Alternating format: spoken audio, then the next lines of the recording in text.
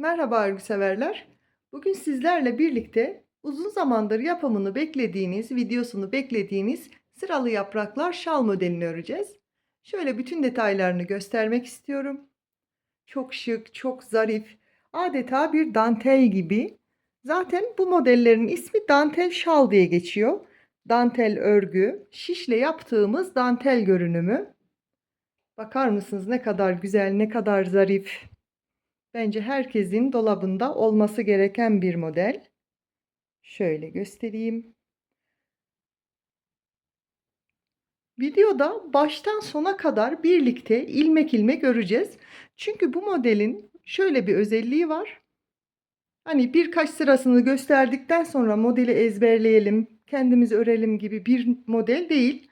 Her sırasında, her aşamasında ayrı bir tekniği olduğu için birlikte başlayıp birlikte tamamlayacağız. Eğer hazırsanız hemen modelin yapımına başlayalım. Model anlatımına geçmeden önce kullandığım iplik ve şiş hakkında bilgi vermek istiyorum. Ben şallarımı Alize Angora Gold kullanarak örüyorum ama marka önemli değil. Bu markaya takılmayın. Angora iplik tercih etmeniz gerekiyor. Bunun içeriği de %80 akrilik, %10 tiftik ve %10 yün içerikli. Yani içeriğine göre 100 gram 550 metre olan iplikten bu şal için 2 yumak lazım. Ben bu şalı 599 numarayla ördüm. Yani 2 yumak bundan aldığınız zaman aynı benim ördüğüm gibi bir şal öreceksiniz. Ben şallarımı 4 milim şişle örüyorum. Şu an videoda 4,5 milim kullanacağım. Çünkü 4 milim olan şişim başka örgümde takılı. Şu an onu örüyorum bir yandan da. Ama eliniz çok sıkıysa 4,5 hatta 5 ile de örmenizde hiçbir problem yok. Ama eliniz gevşekse 4, 3,5 bile örebilirsiniz. Ama ben genelde bütün şallarımı 4 milim şişle örüyorum. Benim elim normal sıkılıkta. Yani ne çok sıkı örerim ne çok gevşek örerim. Ben 4 milim şiş kullanıyorum. Ve normal düz şişlerle öremiyoruz bu şalları. Bu şalları örmek için misinalı şişe ihtiyacımız var. İlk başlarken daha kısa misinalar, sonrasında daha uzun misinalar da tercih edebilirsiniz. Ama ben başladığım şişle misinayla sonuna kadar devam ediyorum. Ve şalla ilgili şöyle teknik bilgi de vereyim. Şallarımız şöyle, birazdan zaten detaylarda da örerken de göreceğiz. Ense kısmından başlıyor. Mesela bu şala 4 ilmek atarak başlıyoruz. Kenar ilmeklerimiz var. Ben kenar ilmeklerini 4'er ilmek yapıyorum ve şal boyunca devam ediyor. Yani şalımıza buradan başlıyoruz. Her iki kenardan kenar ilmeklerimizi devam ettiriyoruz. Ortada da modeli kullandıkça, uyguladıkça ilmek sayımız artıyor ve sonunda dantel zerafetinde tül gibi şalımız oluyor. Şöyle yakından da göstermek istiyorum. Ben hani çok seviyorum, çok beğeniyorum ve sadece ben değil. Bugüne kadar kime ördüm gönderdiysem defalarca tekrarını istediler. Hısım akrabasına, eşine, dostuna, herkese tavsiye edip herkese bu şallardan aldılar mutlaka. Sizin de çevrenizde görenler şallarınıza hayran olacaklar. Bundan emin olabilirsiniz. Şöyle baştan sona kadar başlayıp 2 yumak şal iple böyle kocaman büyük bir şal öreceğiz. Şöyle de belirteyim. Bu işte çok ince, dantel gibi, tül gibi, bu ısıtmaz, sıcak tutmaz diyenler için de şöyle bilgi vereyim. Yün içerikli iplik olduğu için sıcak tutuyor. Ama kullanım yerleri de şöyle değişkenlik gösteriyor. Mesela çoğunlukla gelin bohçalarına, nişan bohçalarına falan alınıyor. Ama renklerini günlük kullanıma uygun seçip diğer zamanlar boyunluk, atkı, şal gibi kullanılıyor. Abiyelerin üzerinde çok güzel oluyor. Balkonda çay kahve içerken yaz akşamlarında şöyle üzerinize hafif tül gibi böyle esintili zamanlarda sizi sıcak tutacak bir ürün arıyorsanız bu şaldan mutlaka kendinize bir tane örmelisiniz. Eğer hazırsanız lafı fazla uzatmadan hemen modelin yapımına başlayalım. Ben şimdi az önce farklı 599 numarayı gösterdim ama kamerada net görünmesi açısından, yani görüntü net olsun, net anlaşılsın diye renk numaramı değiştirdim. 21 nolu açık gri tercih ettim. Ama siz istediğiniz her renkte örebilirsiniz. Genelde siparişlerimde 599 ördüm. Siyah çok ördüm. Ama her renkle de çok güzel olan bir model. Şimdi dediğim gibi şala 4 ilmek atarak başlayacağız. Ve şu anda şalı başladığımız teknik Bu tarz şalların başlama tekniği, yani üçgen şal başlama tekniği olarak geçiyor. Hemen şöyle bir miktar 4 ilmek atacağım için şu kadar ip yeterli. Herkes istediği gibi ilmeğini atabilir. Nasıl eliniz alışıksa. Ben bu şekilde tutuyorum. Şöyle parmağıma doladım ve şişin iki ucuna birden ilmeği alıyoruz. Bu delikten geçirdim. İpimi doladım ve bir ilmeğimi attım. Mümkün olduğunca tane tane anlatmaya çalışacağım ve video bu yüzden biraz uzun olabilir ama birlikte öreceğimiz için bence sıkılmadan örüp tamamlayabilirsiniz diye düşünüyorum. 4 ilmek attım. Bu şala 4 artı 4 artı 4 ilmekle başlayacağız. Onu da hemen şöyle anlatayım. Şalın üzerinde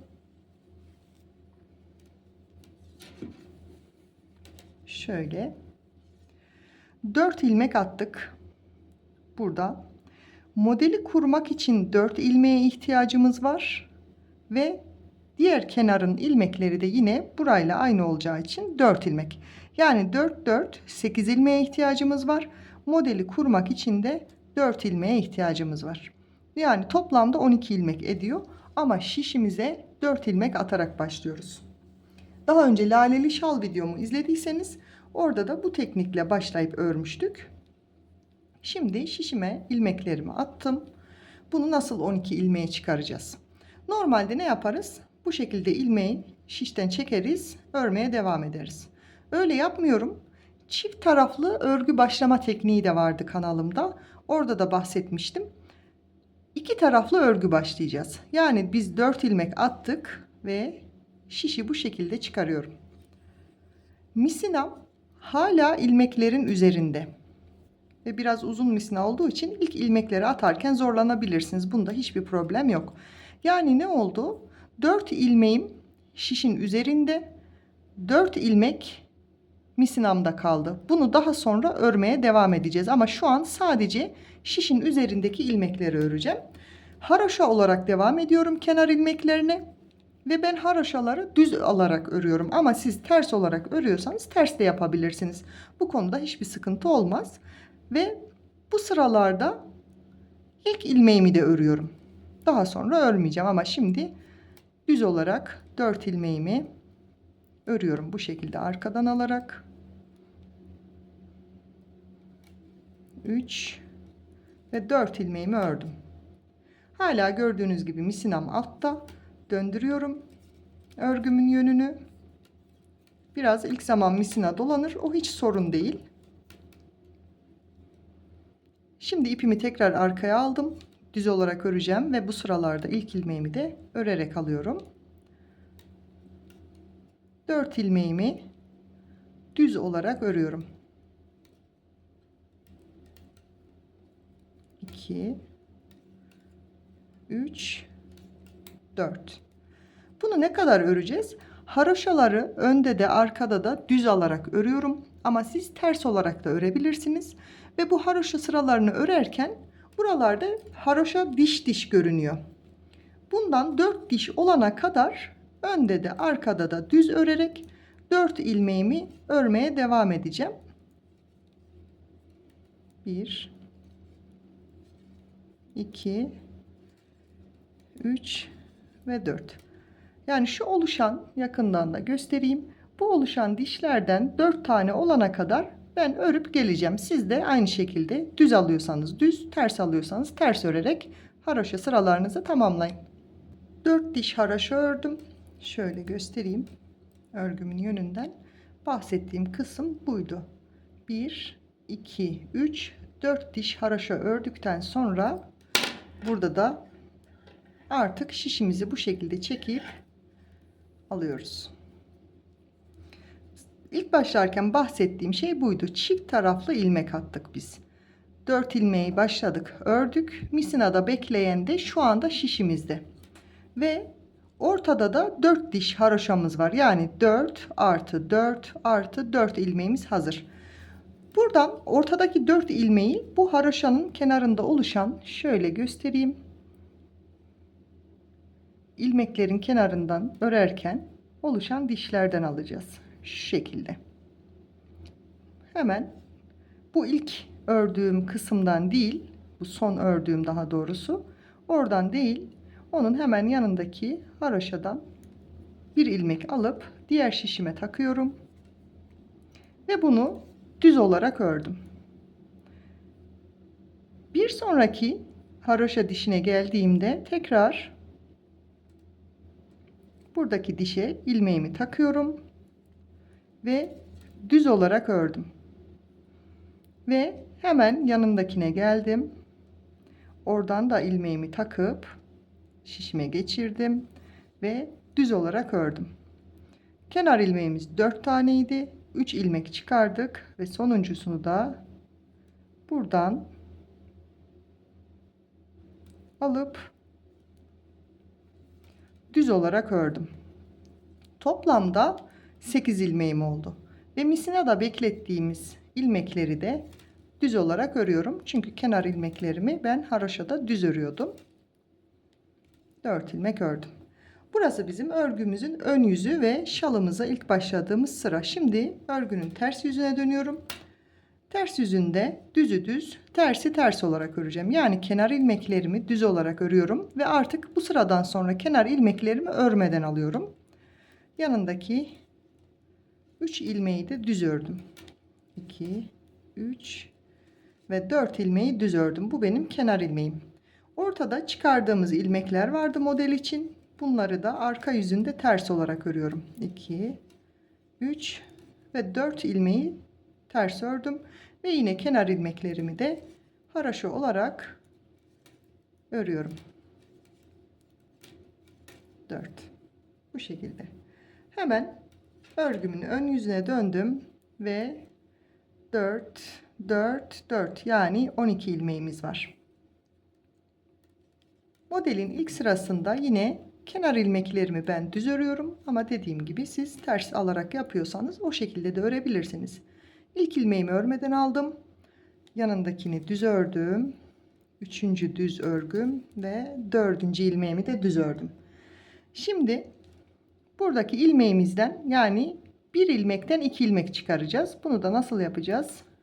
Düz olarak ördüm ama ilmeğimi bırakmadım. Bir ilmeği 2 ilmek olarak öreceğiz. Tekrar göstereyim. Düz örer gibi bu şekilde girdim, ördüm ama şişimden ilmeğimi bırakmadım. İlmeğin bu kez bu kısmından giriyorum ve bir düz olarak daha ördüm. Yani bir ilmeğimi 2 ilmeğe çıkarmış oldum. Hemen yanındakinde de göstereyim. Önce düz olarak ördüm ve bu kez şimdi iki kanadı var ya, arka kanadından girdim, düz ördüm.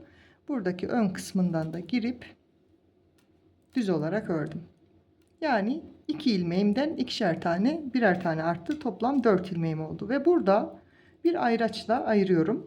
Şallarımız genelde simetrik devam eder. Yani bu kısımda yaptığımız işlem neyse sol kısımda da aynısını yaparız. Yani ne yaptık? İlk 2 ilmeğimizden 2 ilmek daha çıkardık. Şimdi de aynısını yapacağız. Hemen bir düz olarak ördüm ve bu kısımdan giriyorum. Tekrar bir ilmek daha çıkardım. Bir ilmeğim 2 tane oldu. Buradan giriyorum. Bir düz ve ilmeğin ön kısmından da alıyorum. Bunu da düz olarak ördüm. Ve şimdi kenar ilmeklerim var. Onu da haroşa olarak örüyorum.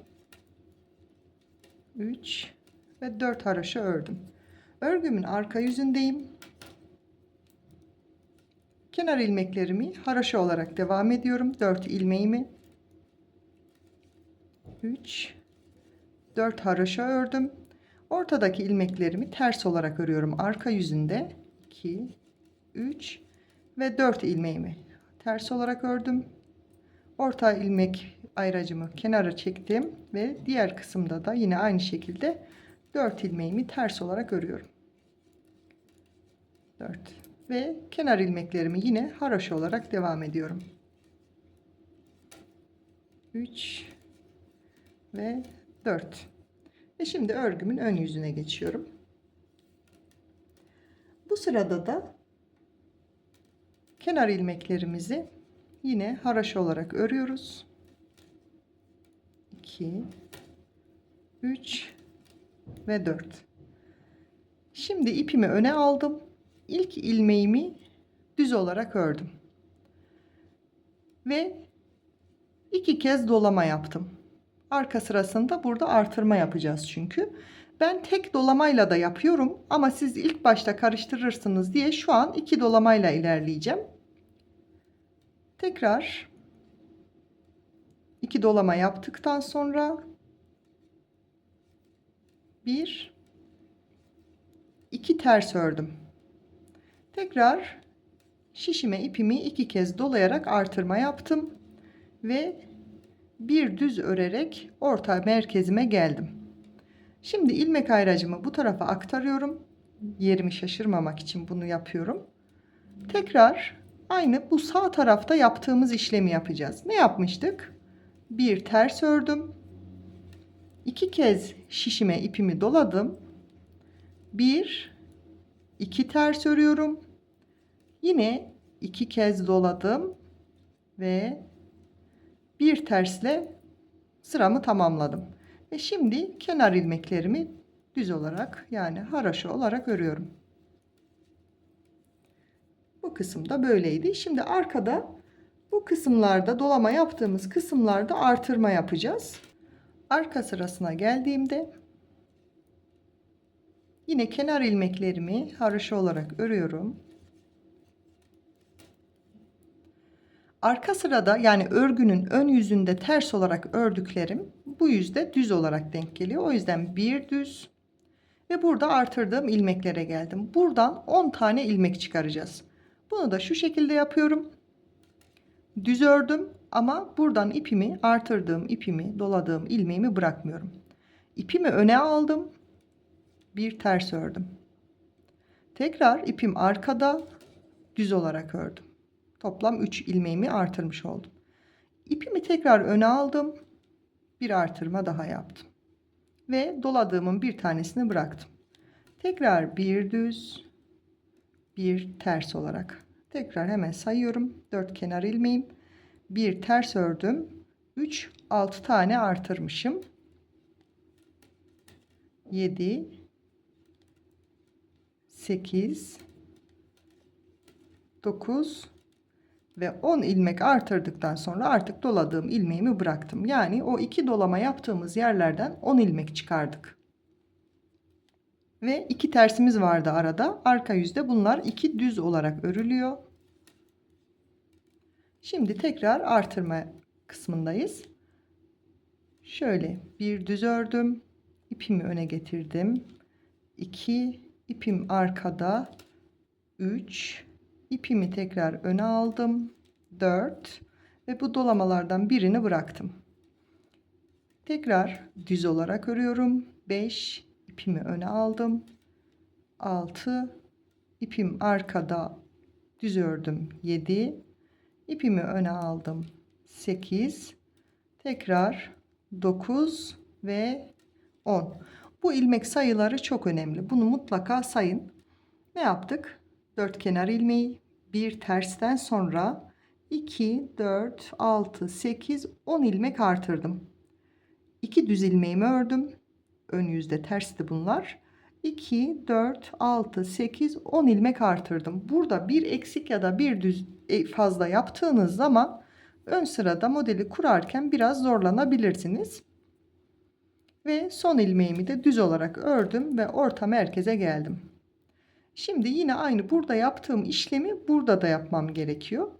Ne yaptım? Bir düz ve ilmek artırmasını tekrar göstermek istiyorum. 1 2 3 4 5 tane çıkardım. Bir artırmamı bıraktım burada. 6 7 8 9 ve 10 ilmeğimi çıkarmış oldum. Yanındaki 2 ilmeğimi düz olarak ördüm. Tekrar 1 2 3 4 5 6 7 8 9 ve 10 ilmeğimi çıkardım. Bir düz ördüm ve kenar ilmeklerimi yine haroşa olarak örüp sıramı tamamlıyorum. Bu artırma kısımlarında arkasında işlem olduğu için gösteriyorum ama bir şalda biraz ilerledikten sonra arka sıraları kendimiz öreceğiz. Video çünkü bayağı uzun olacak. Şimdi bir üst sıraya geldiğimizde yine kenar ilmeklerimi haroşa olarak örüyorum. İlk ilmeğimi örmeden aldım. 2 3 ve 4 ilmeğimi düz olarak ördüm. Bu artırdığımız ilmekleri şimdi ilk ilmeğimi ters olarak ördüm. Düz öreceğim sıradaki ilmeğimi ama çevirip öreceğim. Şu şekilde arkadan girip ilmeğimin yönünü değiştiriyorum. Kenar ilmeklerden sonra bir ters ve çevirip ördüm. 2 tane ters, yine çevirip öreceğim düz ama burada baktığımda sizde de böyle olacak çünkü zaten ilmeğin yönü çevrilmiş, o yüzden çevirmiyorum. Bir düz, bir, iki ters. Bakın bu düz gelmiş, bunu çevireceğim. Çevir ör. Yani aslında bu ilmekleri iki ters bir düz olarak öreceğiz ama düzleri çevir ör yapıyoruz ve başında da sonunda da bir tersle başlıyoruz. Son olarak bir düz ördüm. Şimdi iki ters örüyorum. İki tersten sonra yine bir düz çevirip öreceğim ama yine buradaki ilmeğim de çevrilmiş şekilde. O yüzden şöyle girip düz örüyorum. Tekrar ipimi öne aldım. İki ters, bir düzü bu şekilde çevirip örüyorum. Bir, iki ters, bir düz. Bir, iki ters, bir düz çevirip örüyoruz. Bir, iki ters, bu çevrilmiş yine ilmeğim, bir düz ve bir tersle ilk sıramı tamamladım, yarımını yani ilk kısmını. İlmek ayracımı çekiyorum, yine bir tersle başladım, çevirip örüyorum düz olarak. Bir, iki ters, çevirip öreceğim ama bu ilmeğim çevrili, bir düz. Bir, iki ters, bir düz. Bir, iki ters, bir düz. Bir, iki ters, bir düz. Düzleri her zaman çevirip öreceğiz bu kısmı örerken. Bir, iki ters, bir düz. Bir, iki ters, çevirip düz ördüm. Bir, iki ters, çevir düz ör ve bir ters. Şimdi 4 tane kenar ilmeğimi haroşa olarak örüp hemen kaç ilmeğimiz var onu sayalım. Şöyle şu kısma getirsem daha kolay olacak. 4 kenar ilmekten sonra bakayım, evet, 4 kenar ilmekten sonra 2 4 6 8 10 12 14 16 18 20 22 24 ilmeğim var orta merkeze kadar. Burada da 24 ilmek, burada da 24 ilmek olması gerekiyor eşitliğin olması için. Bir eksik bir fazla olmaması lazım.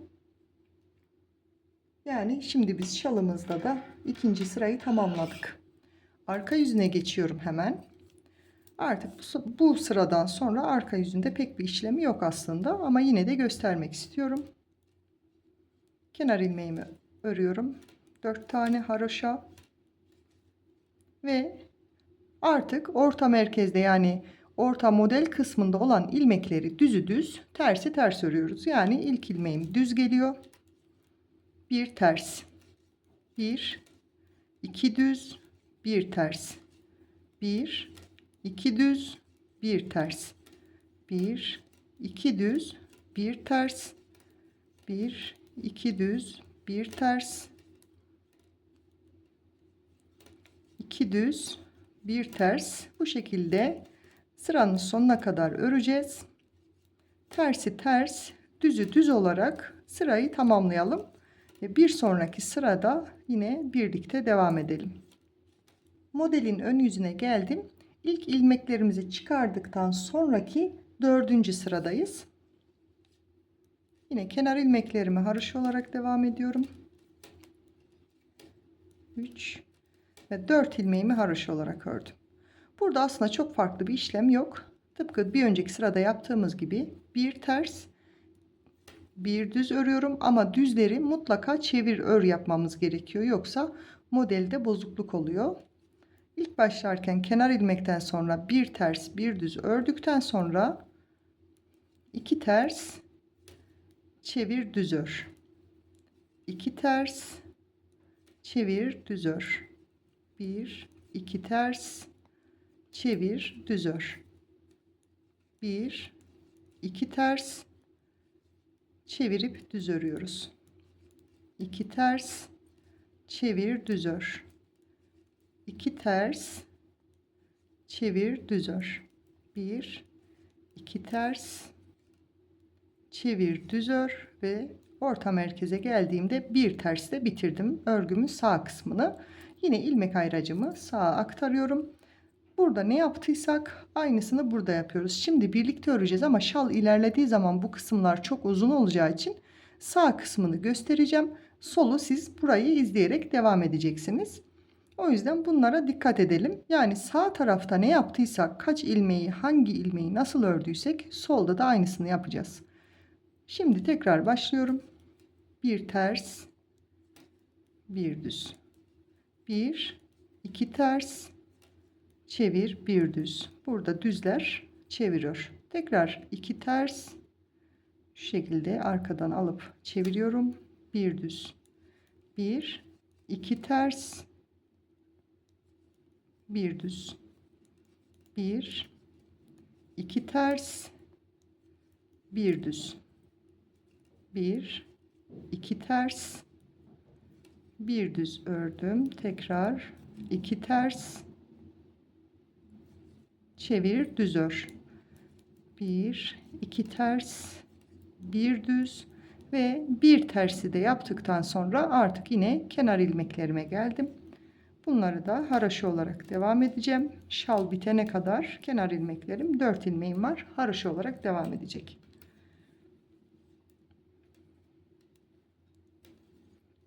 Kenar ilmeklerimi yine haroşa olarak ördüm. Örgümün arka yüzünde. Burada artık ters gördüğümüz ilmekleri ters, düz gördüğümüz ilmekleri düz olarak örüp bir sonraki sıraya birlikte devam edelim. Örgümün ön yüzündeyim. Nasıl göründüğüne de bakalım, hemen şöyle misina kısmına getireyim. Şu an daha belirgin değil ama modelimizi kurmaya başladık. Bu şekilde görünüyor. Şimdi yine kenar ilmeklerimi örüyorum. 4 kenar ilmeğimi ördüm. Yine bir önceki sırada yaptığımız işlemin aynısını yapıyoruz. Bir tersle başladım. Düzü çevirip örüyorum. 2 ters, bir düz. Ben düzleri çeviriyor diye her defasında söylemeyeceğim. Bu kısımda düz ördüğüm bütün ilmeklerimi çevirip örüyorum. 1 2 ters, bir düz. 2 ters, bir düz. 2 ters, bir düz. 2 ters, bir düz. 2 ters, bir düz. 2 ters, bir düz ve bir tersle sağ kısmını tamamladım. Şimdi sol kısımda da aynı işlemi yapacağız. Bir tersle başladım. Orta merkezden sonra bir tersle başladım. Bir düz, 2 ters, bir düz, 2 ters, bir düz, 2 ters, bir düz, 2 ters, bir düz, 2 ters, bir düz, 2 ters, bir düz, 2 ters, bir düz ve bir ters olarak tamamladım. Dört kenar ilmeğimi de haroşa olarak örüyorum. Arka yüzünde başka hiçbir işlem yok. Tersi ters, düzü düz olarak örüp bir sonraki sıraya birlikte devam edelim. Modelin ön yüzündeyim, yani ilmekleri çıkardıktan sonra 6. sıradayım. Bu sırada da bir önceki sırayla aynı şekilde örüyoruz. Kenar ilmeğimi örmeden aldım ve 4 kenar ilmeğimi haroşa olarak örüyorum. Bir ters, bir düz, bir, iki ters, bir düz, iki ters, bir düz, iki ters, bir düz, iki ters, bir düz, iki ters, bir düz, bir, iki ters, bir düz, iki ters, bir düz ve bir tersle örgümün sağ kısmını tamamlayıp orta merkeze geldim. İlmek ayracımı alıp yine aynı burada yaptığım gibi bir ters bir düzle başlayıp ve düzler çeviriyor şeklinde örülecek. Diğer kısımları da kenar ilmeklere kadar aynı burada yaptığımız gibi örüp en son 4 haroşa ilmeğimizi de örüp arka yüzünde de arkada tersler ters, düzler düz olarak örüp bir sonraki sıraya birlikte devam edelim. Ben arka yüzünde ördüm geldim ve şu an şalın 7. sırasındayım. Kenar ilmeklerimi haroşa olarak örüyorum. İlk ilmeğimi örmeden aldım. 2, 3, 4 ilmek kenar ilmeğimi ördükten sonra bir dolama yaptım. Yani bir ilmek artırmış olduk. Daha sonra tekrar bir ters, bir düz, yine çeviriyor olarak 2 ters, bir düz, 2 ters, bir düz, bir, 2 ters, bir düz, bir, 2 ters, bir düz, 2 ters, bir düz, 2 ters, bir düz, 2 ters, bir düz ve bir ters örerek sağ kısmını tamamladım. İlmek ayracımı alıyorum. Tıpkı burada yaptığım gibi ne yapmıştım? Kenar ilmekten sonra bir artırma yapmıştım. Burada da aynısını yapıyorum. Orta merkeze kadar geldim. Bir dola, bir dola, bir ters, bir düz, iki ters, bir düz, iki ters, bir düz, iki ters, bir düz, iki ters, bir düz, iki ters, bir düz, iki ters, bir düz, iki ters, bir düz ve bir tersle sıramı bitirdim. 4 tane kenar ilmeğimi de örüyorum. Bunlar haroşa olarak devam edecek. Ve arka sırasında da bu artırdığımız ilmekler arka yüzde ters, yani önde düz, arkada ters. Geri kalan bütün ilmekleri gördüğümüz gibi öreceğiz. Sadece dolama yaptıklarımız arka sırada ters olarak örüp bir sonraki sıraya birlikte devam edelim. Ben sıramı tamamladım ve 8. sıraya başlıyoruz.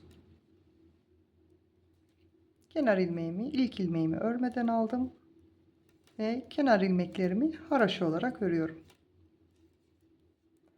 Bir önceki sırada dolama yaparak artırdığımız ilmeği çevirip düz örüyorum. Bir ters, bir düz, iki ters, bir düz, iki ters, bir düz, iki ters, bir düz ördükten sonra şöyle örgüme bakıyorum. Kenar ilmeklerden sonra bakın bu çevir örleri, bu düz ilmekler daha belirgin olsun diye yapıyoruz ama çevirip örmezsek bunlar hiç belli olmuyor modelde. Bu düz ilmekleri sayıyorum. Tersleri değil, düzleri sayıyorum. Burası kenar ilmeğim. Bakıyorum 1, 2, 3, 4 tane çevirip düz ördükten sonra bir ters örüyorum. Yine söyleyeyim tekrar. Bu 4 tane düz ilmeği saydıktan sonra bir ters örüyorum ve bir dolama yaptım. Burada bir artış yaptık. Şimdi tekrar diğer tarafta da aynı 4 düz olana kadar öreceğiz. Dolamamı yaptım. Bir ters, bir düz, iki ters, bir düz, iki ters, bir düz, iki ters, bir düz. Yine bakıyorum. Burası ortada dolama yapıp artırdığımız yer. Bu artırmadan sonra 1, 2, 3, 4 tane çevir ör ördük. Yani 4 tane düzümüz var. Aradaki tersleri saymıyorum. Ve son olarak bir ters yaptım. Orta merkeze geldim. Ama burada orta merkezden önce bir artırma yapıyorum. Ve ilmeğimi şöyle aktardım. İlmek ayracımı. Yine burada da bir önceki sırada artırdığımız ilmek var. Bunu ne yapıyorduk? Aynı burada sağ tarafta yaptığımız gibi çevir ör yaptık. Bir ters, bir düz. Bu çevirip ördüğümüz düzleri sayacağız. Bu birinci düz oldu. İki ters, bir düz ördüm. Bu ikinci düzüm.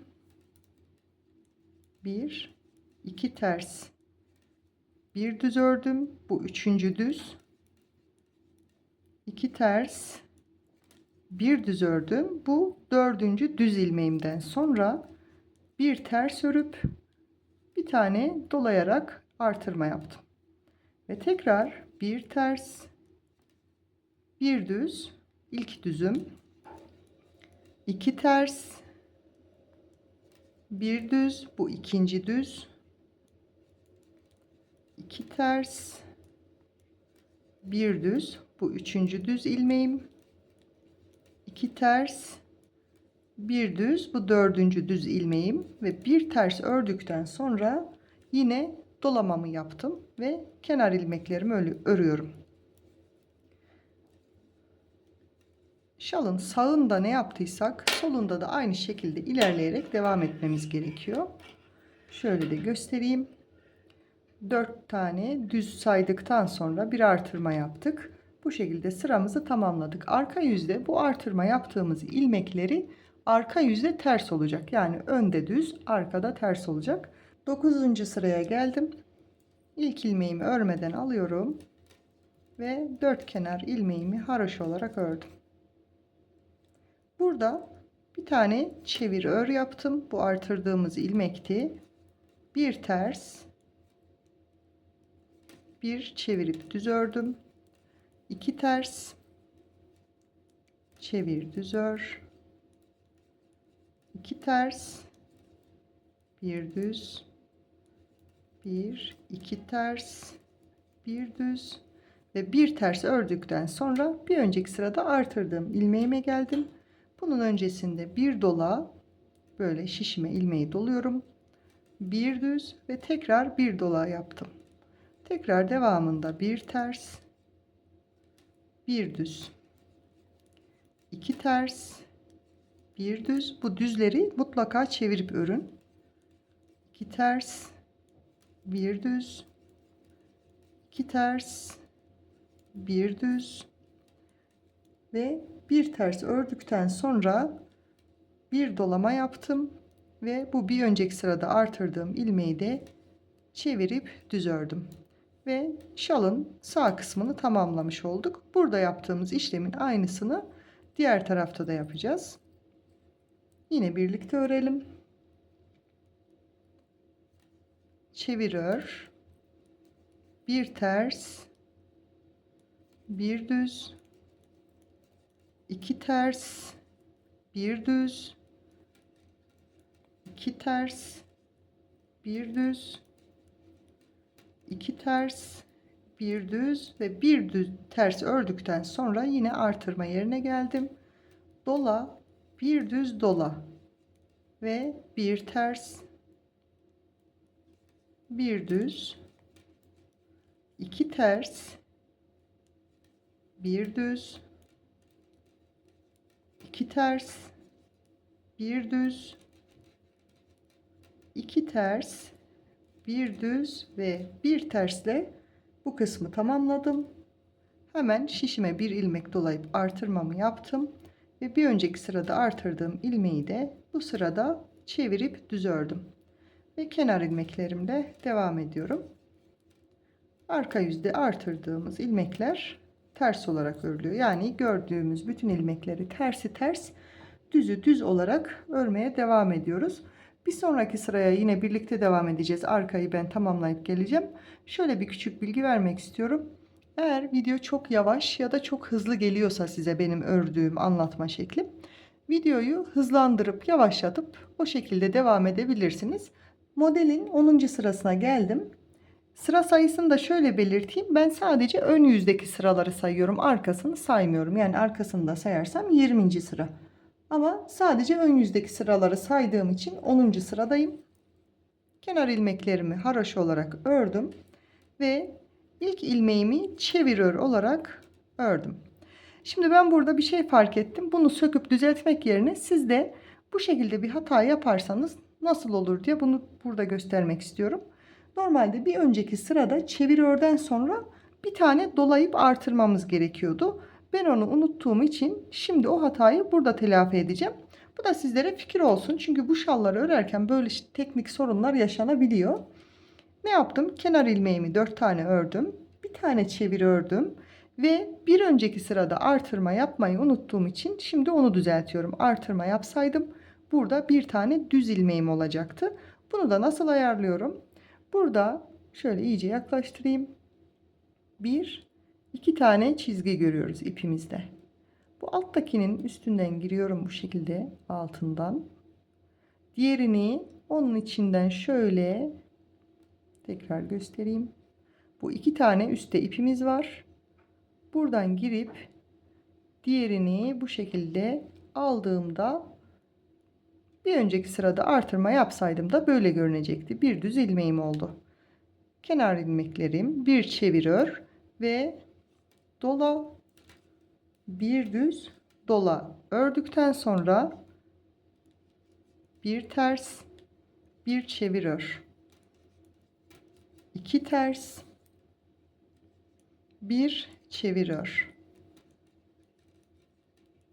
2 ters, çevir ör, 2 ters, bir çevir ör ve bir tersimizi ördük. Ve burada artık artışlarımız başladı. Bunu da nasıl yapıyorum? Dola, 3 düz dola. Şöyle ekranda da yaklaştırayım. Dola, 3 düz doladan sonra tekrar bir ters, çevir ör, 2 ters, çevir ör, 2 ters, çevir ör, 2 ters, çevir ör ve bir ters ördükten sonra dola, çevir ör, dola ve Tekrar bir çevir daha ördüm ve şalın sağ kısmını tamamladık. Şimdi solda da aynı işlemleri yapacağız. Bunu da birlikte yapalım. Çünkü burada unuttuğumuz bir ilmeğimiz vardı malum. Orta merkezden sonra bir tane çevir. Az önce yaptığımız gibi burada da bir artırmadan kaynaklanan bir düz ilmek olması gerekiyordu. Olmadığı için şimdi ne yapıyoruz? Burada 2 tane çizgi. Bunun altta olanı diğerinin üzerinden geçirip bu şekilde düz ilmeğimi alıyorum. Ama siz böyle yapmayıp sökersiniz bu sırayı. 9. sırada çevir örden sonra bir dola yaparak devam edebilirsiniz. Ben sökmek istemediğim için bu şekilde devam ediyorum. Orta merkezden sonra bir tane çevir örüyorum. Ve burada tıpkı sağ kısımda olduğu gibi unuttuğumuz ilmek vardı. Onu yapacağız ama ondan önce şöyle söyleyeyim. Ben sökmek istemediğim için bu şekilde düzeltiyorum. Ama siz söküp 9. sıraya gelip ilk sıra başlarken kenar ilmekten sonra çevir dola yaparsanız bununla uğraşmanıza gerek kalmaz. Ama sökmeden bu şekilde düzeltilebiliyor. Orta merkezden sonra bir ters ördüm. Ve yine bir tane düz ilmek ihtiyacım var. Ne yapıyorum? Bir iki tane çizgi. Burada net görünüyordur inşallah. Şu şekilde. Alttaki ipten girip diğerini bu şekilde çıkardığımda bir düz ilmeğim oldu. Yani çevir dola, bir düz dola. Ters ördüm bir tane ve çevir 2 ters, çevir 2 ters, çevir 2 ters, çevir ve bir ters ördükten sonra yine orta kısma geldim. Dola,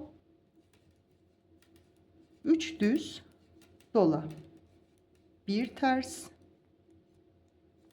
bir düz, 2 ters, bir düz, 2 ters, bir düz, 2 ters, bir düz ve bir tersten sonra dola, çevir dola ve çevir yapıp sıramı tamamladım. Kenar ilmeklerimi örüyorum. Arka sırada tersleri ters, düzleri düz olarak örüp bir sonraki sırayı da birlikte devam edelim. Önce şöyle göstereyim. Olduğundan daha koyu görünüyor sanırım şu an ekranda. Şöyle hangi kısmı yapıyoruz onu da hemen göstereyim.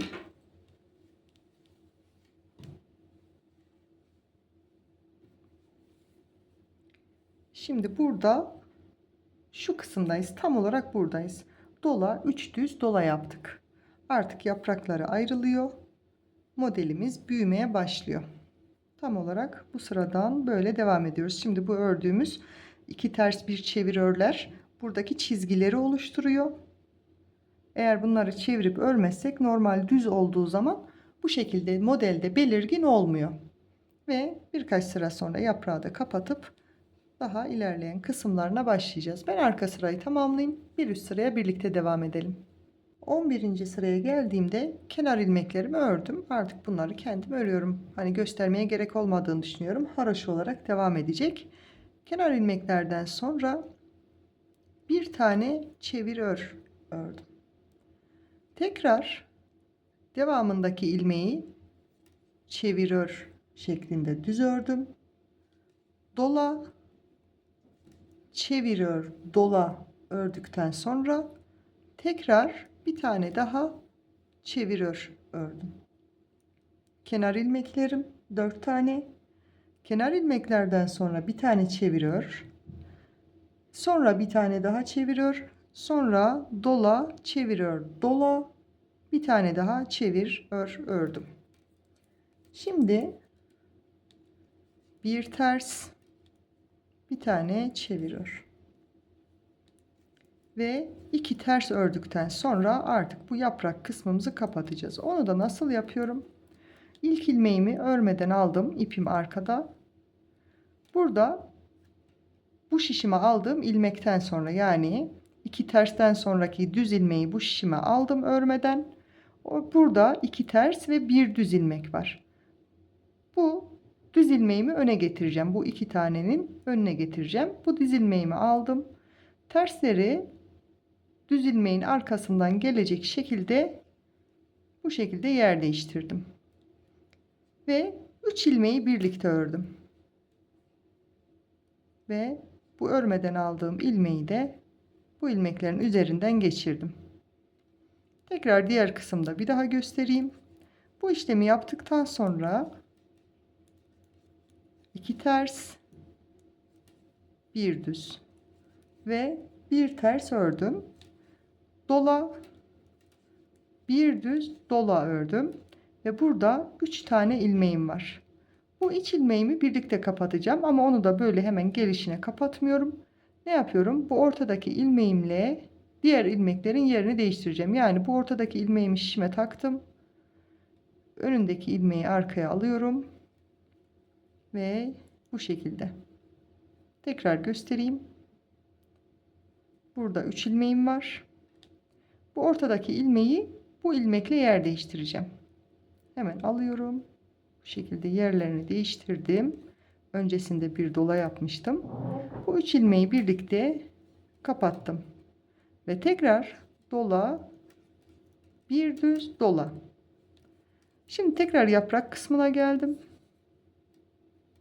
Dola, bir düz, doladan sonra bir ters, bir çevir ör. 2 tane ters ördükten sonra şurada görülen bir çevir ör, 2 ters, bir tane daha çevir ör var ya, bu ilmekleri kapatacağız. Bunları da düzgün yapmak için ilk çevir ör ilmeğimi aldım şişime. Sondaki, yani önünde 2 tane ters olan sondakini de alıyorum bu şekilde. 2 tersin önüne geçiriyorum. Yer değiştirdim. 2 ters ilmekle o çevir örün yerini değiştirdim. Üçünü birlikte ördüm ve bu örmeden aldığım ilmeğimi de onların üzerinden geçirdim. Artık şalda teknik kısımlarına gelmiş olduk yani. Bu şekilde bunu hallettim. Sağ kısımda ne yaptıysam solda da aynısını yapacağım. Bu sırayı tamamen beraber örelim. Net anlaşılsın. Bu işlemi gerçekleştirdikten sonra 2 ters, 1 düz ve 1 ters ördüm. Şimdi bir tane çevir ör, dola, çevir ör, dola ve tekrar 2 tane çevir ör örüyorum ve orta merkezime geldim. Hemen ilmek ayracımı diğer kısma alıyorum. Bu kısımda çok yavaş tane tane göstermeye çalışıyorum ki sizler de rahat örebilin. Ama dediğim gibi daha önce de videoyu hızlandırarak da örebilirsiniz. Orta merkeze geldikten sonra yine ilk başa dönüyoruz. Burada yaptığımız işlemleri tekrar burada olduğu sırasıyla örüp devam edeceğiz. Bir ters ördüm. Pardon. Bir çevir ördüm. Orta merkezden sonra tekrar çevir ördüm. Dola, çevir ör, dola ve tekrar çevir ör. Tekrar bakalım ne yaptık? Orta merkez ilmeğimden, merkez ayracımdan sonra bir tane çevir ör. Hemen yanına da tekrar çevir ör. Sonra çevir ör, dola, çevir ör ve bir tane de çevir ör ördükten sonra bu 2 ters bir düz ördüğümüz kısma geldik. Umarım anlaşılıyor oluyordur. Bir ters, bir tane çevir ör. 2 ters ve burada artık gördüğümüz şu kısımda bu 2 tane çevir örün arasında olan bu 4 ilmeği kapatacağız. Bu 4 ilmeği de güzel ve düzgün bir şekilde kapatabilmek için ilk ilmeğimi örmeden alıyorum. Şişimde 3 tane ilmeğim oluyor. 1-2 tanesini bırakıp üçüncüyü aldım. Diğerleriyle yer değiştiriyorum. Bu şekilde. Onları da düz şekilde ördükten sonra bu örmeden aldığım ilmeği de onun üzerinden geçirdim.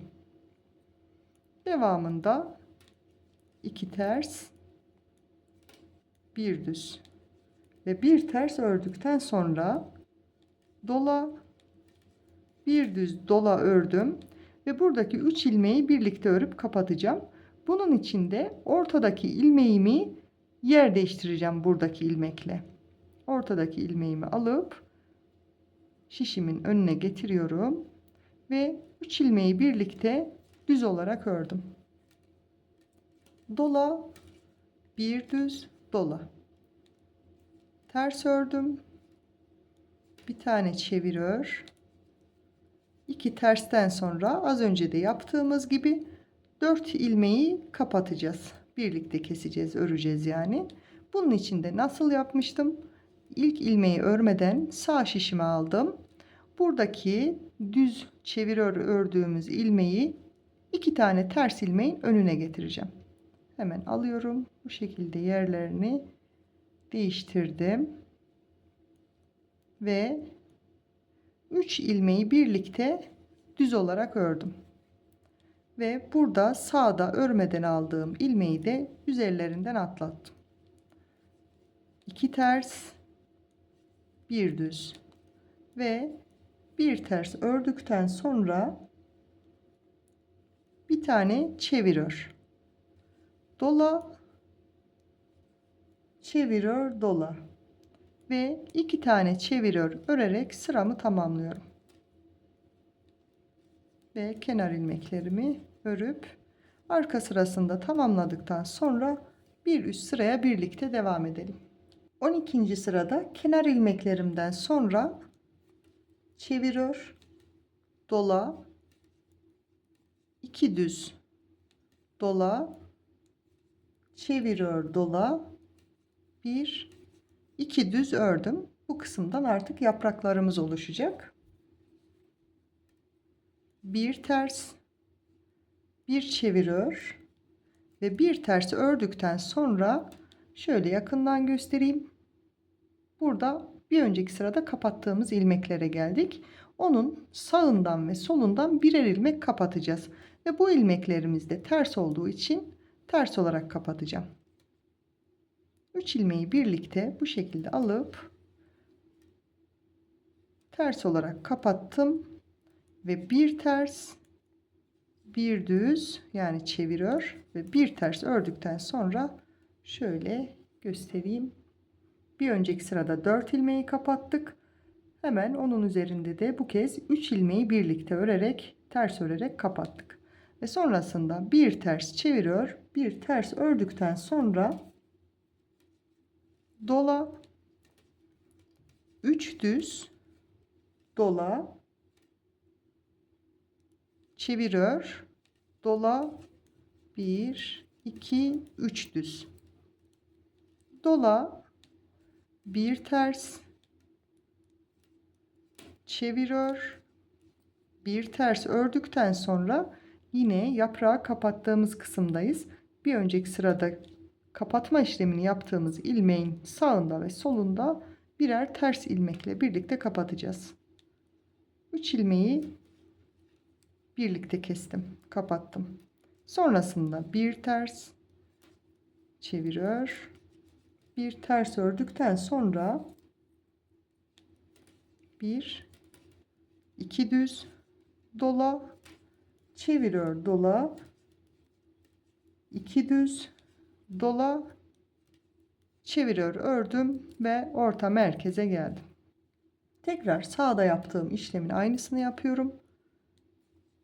Çevir ör, dola, 2 düz dola, çevir ör, dola, 2 düz.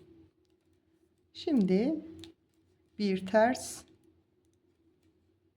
bir düz ve bir ters ördükten sonra 3 ilmeği birlikte ters olarak kapatıyorum.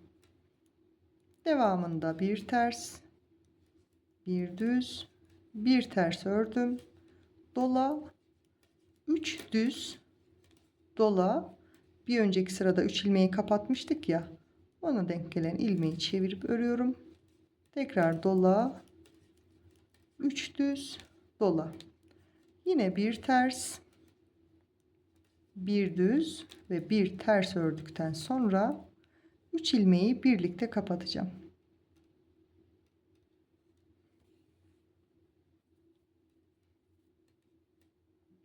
Bir ters, bir çeviriyor, bir ters ördükten sonra devamındaki 3 ilmeği ters olarak kapattım ve tekrar bir ters, bir düz, bir ters ördüm. Ve sonrasında devamında 2 düz dola, çeviriyor dola, 2 düz dola, çeviriyor ve kenar ilmeklerimi örerek sıramı tamamladım. Kenar ilmeklerimi ördüm, çeviriyor dola, bir düz dola ördükten sonra 3 düz dola, çeviriyor dola ve 3 düz ördüm. Şimdi bir ters, bir çeviriyor ördükten sonra yine aynı şekilde bu kısmı kapatmaya devam ediyoruz. Bir önceki sırada bu kapatma işlemini yaptığımız ilmekle üst üste denk geliyor. Sağından ve solundan birer ilmek daha alarak 3 ilmeği birlikte kapatıyorum. 3 ilmeği ters örerek kapattım ve bir tane çeviriyor, bir tane ters ördükten sonra dola, bir düz dola, 3 ilmeği birlikte kesiyorum. Ne yapıyordum? Ortadaki ilmekle ilk ilmeğimin yerini değiştirip 3 ilmeği birlikte kestim. Tekrar dola, 3 ilmeği birlikte ör. Dola, 3 ilmeği birlikte ör. Yani 3 kez 3 ilmeği birlikte örmüş olduk. Dola, bir düz dola ördükten sonra bir ters, bir çevir ör. Yine devamındaki 3 ilmeği ters olarak birlikte örüyorum. Bir düz, bir ters.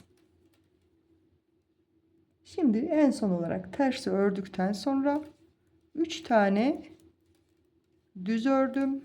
Dola, çevir ör, dola ve 3 düz ördüm. Tekrar dola, bir düz dola ve çevir ör örerek orta merkeze geldim. Burada yaptığımız işlemin aynısını burada da yaparak, yani önce çevir ör, dola, bir düz dola, 3 düz dola, çevir ör, dola şeklinde burada yaptığımız işlemin aynısını burada da yapıp arkada da tersleri ters, düzleri düz olarak örüp geliyorum. 14. sırada kenar ilmeklerden sonra çevir ör, dola, 3 düz dola, 4 düz dola, çevir ör, dola, tekrar 4 düz ördüm, dola, bir ters ördüm ve artık bu yaprağımız tamamen kapanıyor. Burada ne görüyorum? Devamında bir tersten sonra 3 ilmek, yani bir düz ters düz var. Bu 3 ilmeği birlikte düz olarak ördüm ve bir ters ilmek ördüm. Şöyle göstereyim. Dola, 3 düz dola, çevir ör. Bir önceki sırada 3 ilmeği birlikte kapattığımız ilmeği çevir ör örüyoruz. Dola, 3 düz dola, çevir ör, dola, 3 düz dola, bir ters, 3 ilmeği birlikte kapat ve bir ters. dola, 1, 2, 3, 4 düz, dola, çevir ör, dola, 4 düz, dola, 3 düz, dola, çevir ör. Aynı işlemi merkeze geldikten sonra tekrar çevir ör, dola, 3 düzle başlayıp sıra sonuna kadar tamamlayalım. 15. sırada kenar ilmeklerden sonra çevir ör, dola, bir düz, dola, 3 ilmeği birlikte ör. Artık bunu da gördük daha önce. Ortadaki ilmeğin yerini değiştiriyorduk. Ne yaptık?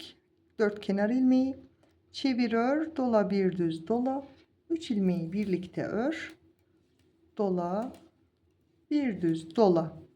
Şimdi sola kes yapacağız. Bunu da nasıl yapıyoruz? 2 ilmeği birlikte ördük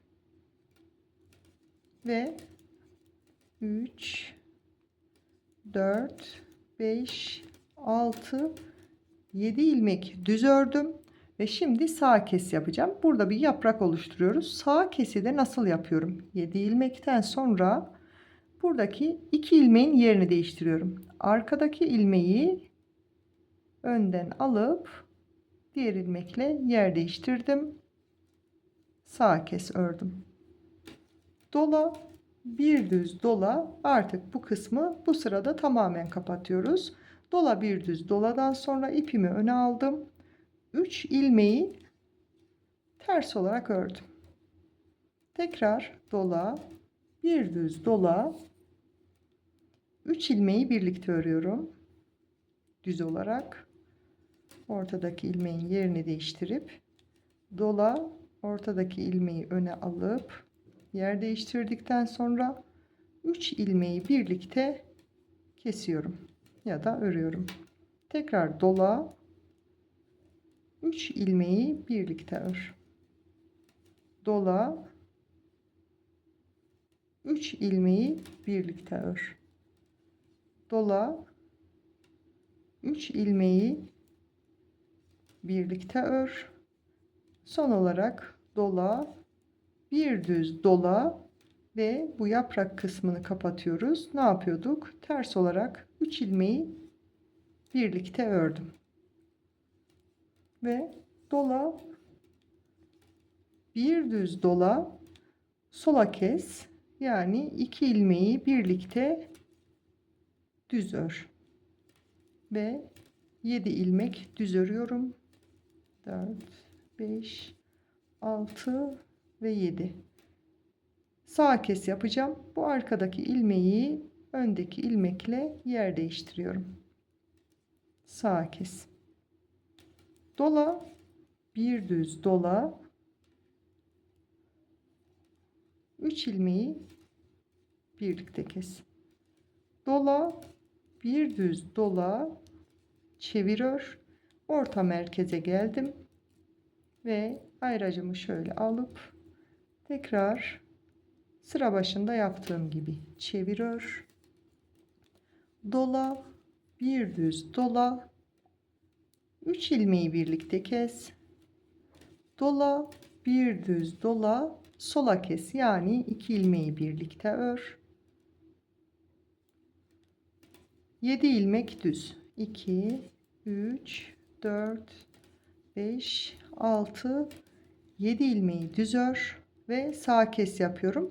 Ben sağ keslerde bu arkadaki ilmeği öne getirip bu şekilde örüyorum ama öyle yapmayıp hangisi kolayınıza gelirse bu şekilde arkadan girip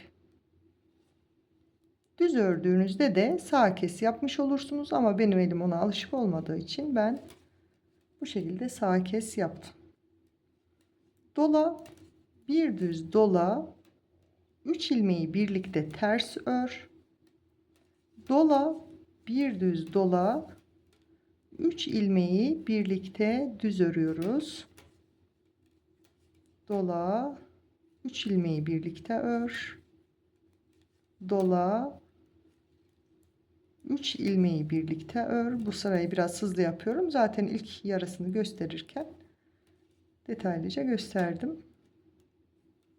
Dola, 3 kez dola, 3 ilmeği birlikte kes, dola, bir düz dola ve yine 3 ilmeği birlikte ters olarak örüyorum.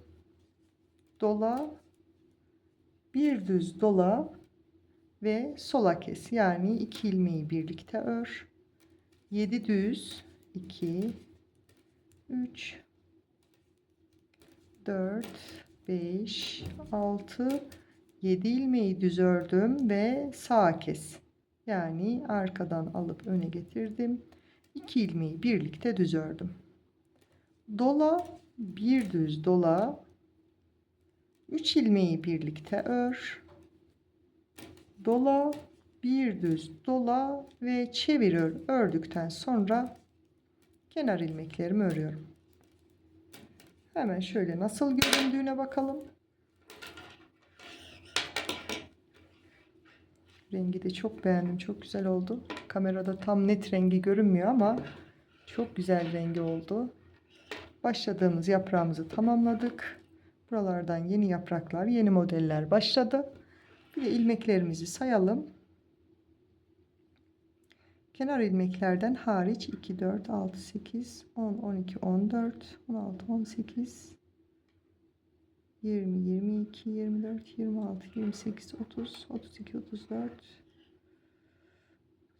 38, 40, 42, 44, 46, 48, 50, 52, 54, 56, 57 ilmeğim var. Yanlış saymadıysam modelde denk geldiğine göre tam oturttuk modelimize. Şimdi ben videoyu burada tamamlayacağım. Yani birkaç parça şeklinde atacağım videoları. Çünkü çok uzun. Daha şalın küçük bir başlangıcını yaptık. Ama bayağı uzun bir video oldu. Sanırım 3 ya da 4 videoda tamamlayabileceğiz şalı. O yüzden sizi de çok sıkmamak adına, ben de yüklerken falan çok sorun yaşamayayım diye buraya kadar olan kısmını sizinle paylaşacağım. Diğer kısımlar ikinci video olarak devam edecek. Şöyle tekrar göstereyim. Hem renk hem model çok güzel oldu. Buraya kadar örelim. Devamını bir sonraki videoda yine birlikte örmeye devam edelim.